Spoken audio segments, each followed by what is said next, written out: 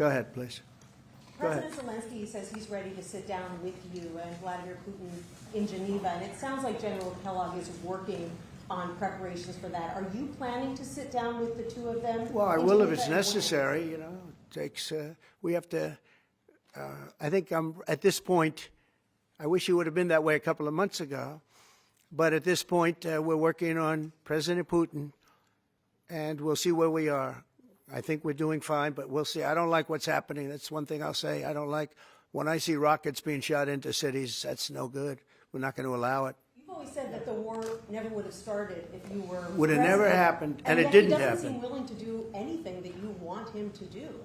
Do you still believe that he wouldn't have launched the war? No. We would have never had a war. We would have never had a war. If I were president, if the election weren't rigged, you wouldn't have had the war. You wouldn't have had the war. You wouldn't have had inflation. You wouldn't have had October 7th. That would have never happened because Iran was stone cold broke. They didn't have any money to give to Hamas or Hezbollah. You wouldn't have had that Afghanistan most embarrassing moment in the history of our country. You wouldn't have had any of it. You wouldn't have had inflation because energy costs. Look what happened.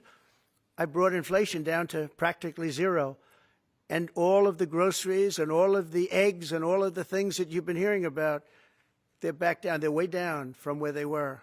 I did something in 4 months that nobody's seen. And I have to say, in 4 months, and I said it before, and everyone's talking about it all over the world, we've got the hottest country anywhere in the world right now. We're the only country anybody's even talking about. All right, please go ahead. What stopped you from imposing new sanctions on Russia? Only the fact that if I think I'm close to getting a deal, I don't want to screw it up by doing that. Let me tell you, I'm a lot tougher than the people you're talking about, but you have to know when to use that. If I think it's going to hurt a deal, this isn't my war. This is Biden's war, Zelensky's war, and Putin's war. This isn't Trump's war. I'm only here for one thing, to see if I can end it, to save 5,000 lives a week and a lot of money, the money being much less important because I made that money. I went to Saudi Arabia, Qatar, and UAE, and we brought back $5.1 trillion. So I made that money in about 2 hours, the money that we're talking about, but it's still think of it, $300 billion we've spent with no checks, no balances. They just send cash.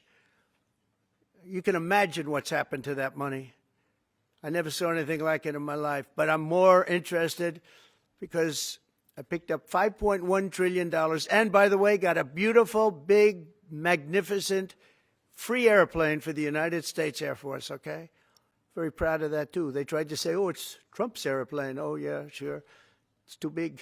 Frankly, it's too big, much too big. When can we expect that to be the Air Force One?